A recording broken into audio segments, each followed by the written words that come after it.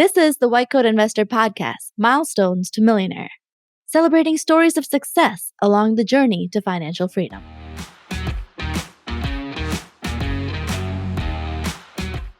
This is Milestones to Millionaire Podcast number 108. Hospitalist pays off $350,000 in 18 months. Right now, qualifying medical professionals can refinance their private student loans with an up to 1% rate discount. Still a resident? With SoFi Student Loan refinancing, you could pay just $100 a month during your residency. And as a SoFi member, you'll have access to a powerful set of tools, education, even financial planners to help you not only save money, but help you get on the road to financial freedom. Check out the payment plans and interest rates at sofi.com/whitecoatinvestor. SoFi Student Loans are originated by SoFi Bank, N.A., member FDIC. Additional terms and conditions may apply. NMLS 696891. All right, we have got a two-doc couple, one an attending, one a resident, that we're going to bring on the podcast here with a pretty impressive story that I think you're going to like. We have two guests on today's Milestone to Millionaires podcast, Danish and Khadija. Welcome to the podcast. Well, thank you for having us. All right. Before we get into this too far, let's have you tell the audience a little bit about you. What do you do for a living? How far are you out of school and training? And what part of the country do you live in? Oh, you want to go first? Yeah. My name's Khadija. I'm a hospitalist. I've been working for almost 1.5 years. And my name is Danish. I'm a third-year psychiatry resident. I'm still in training. And we live in New York. Okay, so you're out on the East Coast. Expensive area, or is this like upstate New York? No, we live in Manhattan, so it's pretty expensive. Manhattan, it's expensive. Okay, so, yes. All right, hospitalist, psych resident, expensive, high cost of living area, and tell us what milestone you have recently accomplished. Well, right now, we just went back to broke. Luckily for me, I'm still a resident, but I went to the Caribbean for medical school. My tuition wasn't that much. I think total was about $100K, but I was lucky and fortunate enough to have my dad pay for all of it. So I didn't have any loans. However, my wife over here, she went to a U.S. med school. You can talk more about so I after med school and residency, I went the traditional route. So I ended up with $350K in debt. So our goal right when we, after we got married, was to make sure we pay off my debt first, my loan debt. And then after that, we could focus on other expenses and other goals. So you're a year and a half out. You owed over $350,000 in student loans. You're working as a hospitalist, and that's now gone? Is that right? Yes, that's right. Where did it go? Right. How did you pay off $350,000 in a year and a half as a hospitalist in New York City? Well, we got lucky with the pandemic. First of all the loans were under the government loans. So they're all paused. Interest was paused. So just that interest for the last 3 years, if you think about it, I calculated it'd be about $60,000 of the interest. Just on, interest accumulating on the loans. We're very aggressive. I have a place in Manhattan, luckily, so the rent. You think? This is incredibly aggressive. This is super impressive. All right. So how'd you do it? So basically, for housing costs, I have an apartment, a 1-bedroom apartment in the city, which is fully paid off already. My dad helped me purchase it, and so our living costs have been pretty low. Rent has been, very low. So every dollar we had, basically, we've been it's on food or gas or our student loans. So we've been, I have my residency income, which is not much. It's about $80K. She makes about $220,000. So the last year and a half, we've been just putting everything in we can. I had a few stocks I sold. Tesla, I made about $60,000 from it. So I sold that I put towards it. So we've just been very aggressive. The only thing in my mind was just to pay off these loans so we can start from, scratch. Okay. So a little bit of help from dad with both living expenses, and sounds like you kind of brought a little bit of money into the marriage. Just a little bit like Katie and I, right? She brought in all the assets. I brought in all the debt. We didn't have very many assets and we didn't have very much debt, but that's where it came from. Okay. So that helped a little bit. That at least makes the numbers work, right? Because I look at this initially and I'm like, these numbers don't even work. But still, this is pretty cool. You guys were making together, 300-ish. Yes. And obviously in Manhattan, you are paying federal, state, local income taxes on 300,000. That's a substantial amount of money in New York City. And sounds like pretty much everything else went to these loans to knock them out in a year and a half. That's pretty cool. So, how's it feel to be out of debt so quickly? I mean, this wasn't an average amount of debt. The average people coming out of med school is like 200. You had 350, and to be done with it in a year and a half, how does that feel? It feels surreal. I haven't paid it off fully yet because the interest is still paused, right? So I have it in the money in a high yield savings account right now. So I can pay it off anytime. So I don't think I mean, kind of feels like it's paid off, right? It does feel like it's paid off. I have the money, but it's just once I see that actual account go to zero, it would be nice. That would make me feel more amazing. But right now, it is nice to know that like I have the money, I can pay it off. So this feels amazing because a lot of people don't achieve this in a shorter period of time. Yeah, for sure. So, come June, July, August, whenever they decide they're done with this 0% thing, you're just going to transfer the money over as your plan, huh? Yep. It's pretty cool. And in the meantime, you're making, 4% or so on it. That might be worth a few $1,000s more. So that's always fun. Yep. Okay, so take me back, right? You guys,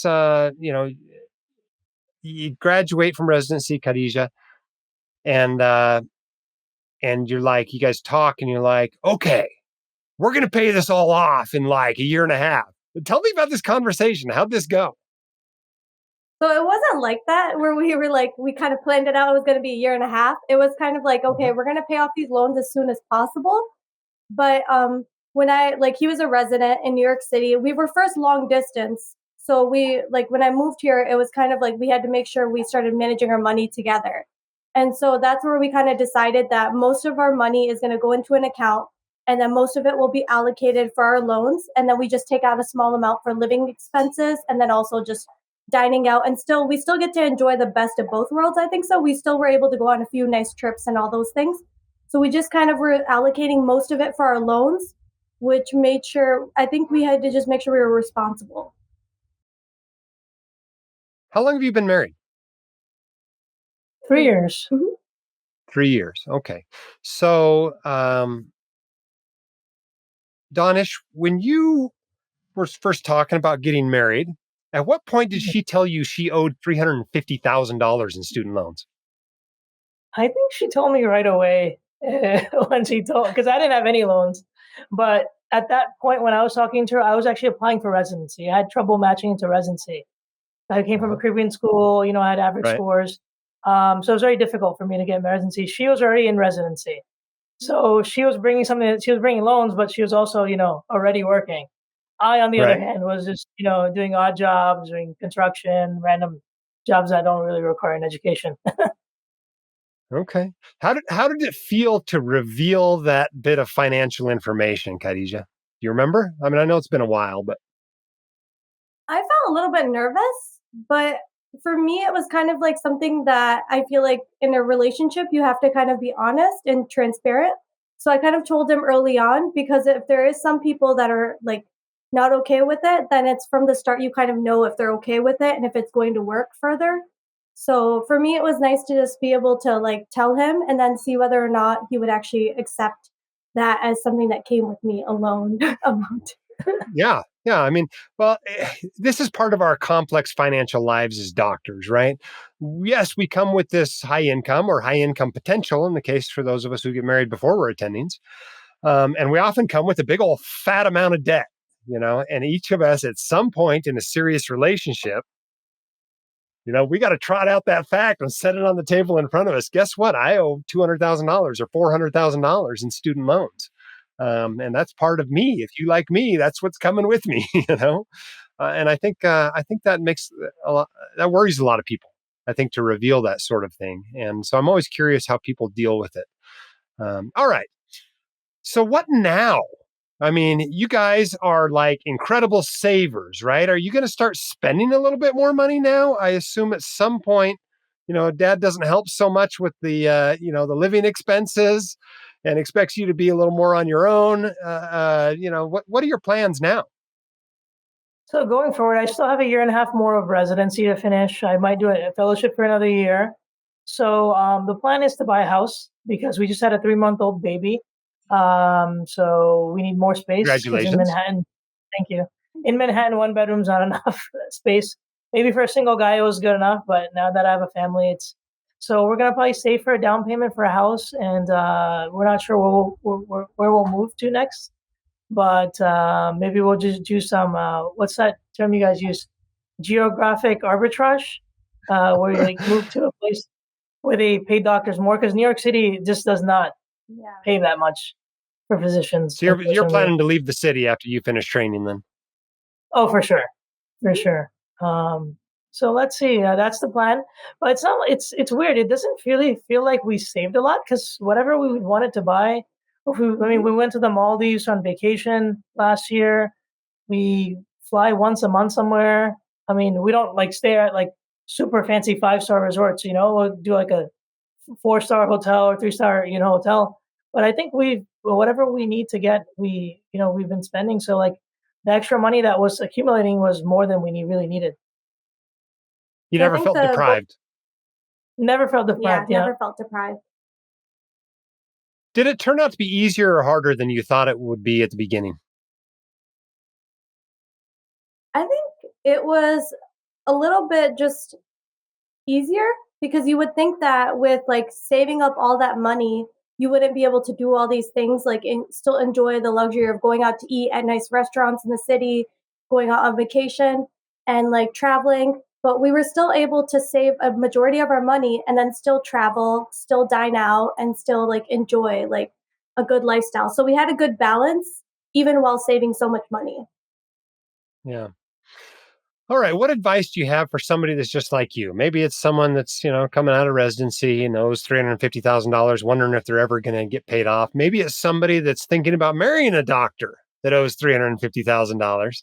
What advice do you have for somebody like you a few years ago?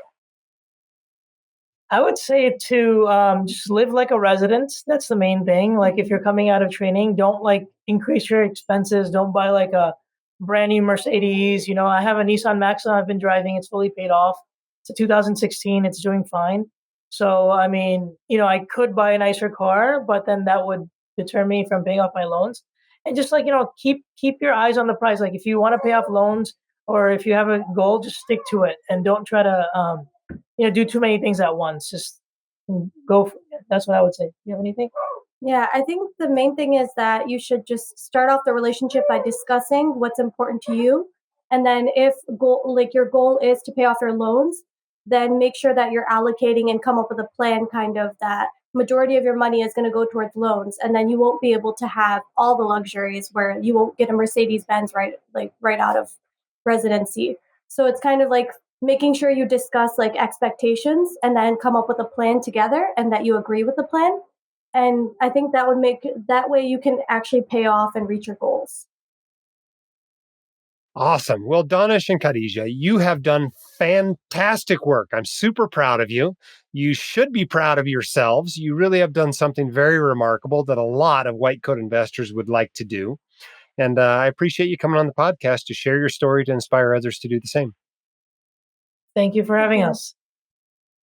All right. That was cool. It was cool not only because they're in New York City, right? Because I'm always getting these emails. Well, what you say works if you live in Indianapolis, or if you live in, Georgia or New Mexico, but it would never work in the Bay Area. It would never work in Manhattan. Well, here's somebody living in Manhattan. One of them's not even out of residency yet, and they paid off $350,000 in student loans, right?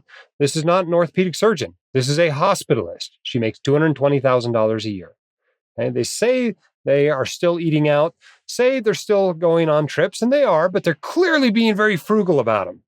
Because if you do the math, even with a little bit of help from family, which was not insignificant, but even with a little bit of help from family, almost everything they made went toward these loans.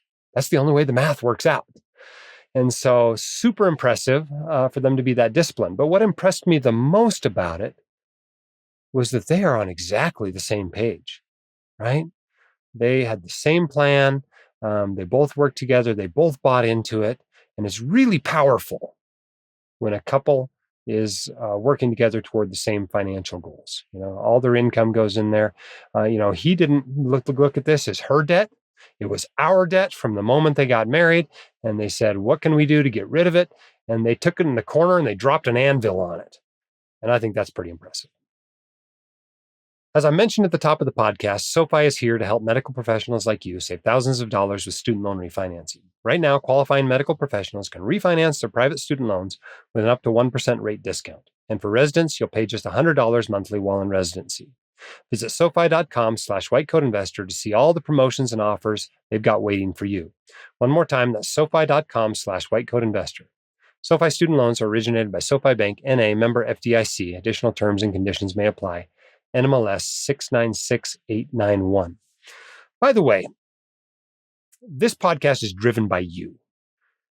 And we want to share your stories and use them to inspire others. I don't care what your story is. If you have accomplished any sort of financial milestone, we will celebrate it with you. That might be saving up 10 grand for your kid to go to college. That might be, getting back to where you were before the divorce, as far as net worth goes. It might be, negotiating rent discounts. Who knows what it might be? It might be boosting your passive income by a certain amount. I don't care. We'll celebrate it with you. It doesn't have to be a traditional, I paid off my student loans. It doesn't have to be I hit millionaire status. It can be anything. We've had, what we haven't had? We've never had someone come on and talk about paying off their mortgage. 108 episodes we've done. We have yet to do one with someone that paid off their mortgage.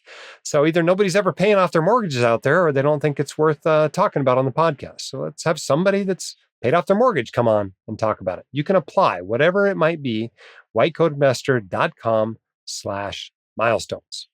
And we would love to share that story with the listeners. All right. Well, this is dropping March 6th. We're back from the conference. I can't tell you anything about it because I haven't gone yet. We're recording this on the day before Valentine's Day. But we'll be back soon to tell you all about the conference in Phoenix. I'm sure we had a great time. If it was anything like last year, I know we had a great time. And hope to meet many of you there. Keep your head up, shoulders back. You've got this, and we can help. We'll see you next time on the Milestones to Millionaire podcast. The hosts of the White Coat Investor podcast are not licensed accountants, attorneys, or financial advisors. This podcast is free entertainment and information only. It should not be considered professional or personalized financial advice. You should consult the appropriate professional for specific advice relating to your situation.